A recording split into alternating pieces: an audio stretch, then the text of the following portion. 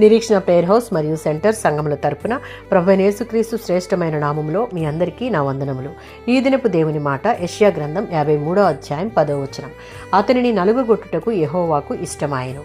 నశించిపోయిన ఈ లోకం కోసం సిలువపై మరణించడానికి తన కుమారుణ్ణి పంపించడం దేవుని యొక్క చిత్తం అయింది. క్రీస్తును మన అతిక్రమాలన్నింటికీ ప్రాయశ్చిత్తంగా బలి చేయడం ద్వారా అనేక మందిని రక్షణలోనికి తీసుకురావడం అనే దేవుని యొక్క విమోచన సంకల్పం నెరవేరింది.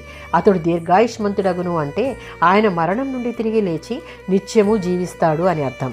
యోహాను సువార్త 3:16లో ఉన్నట్లుగా అందుకు గల ప్రధానమైన కారణం దేవుడు లోకమును ఎంతో ప్రేమించెను.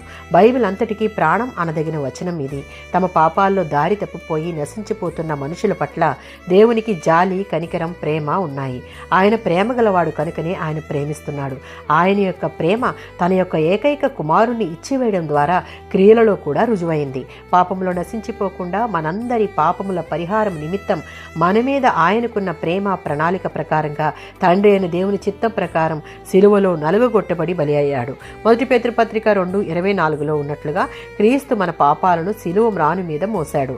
మన పాపములను బట్టి మనకు రావాల్సిన శిక్షను ఆయన తన మీద వేసుకోవడం ద్వారా మనకు ప్రతిగా మన స్థానాన్ని ఆయన తీసుకున్నాడు. పాపం యొక్క నింద, అధికారం, ప్రోద్బలం నుండి మనల్ని సంపూర్ణంగా వేరు చేయడమే ఈ ప్రత్యామ్నాయ మరణం యొక్క ఉద్దేశం.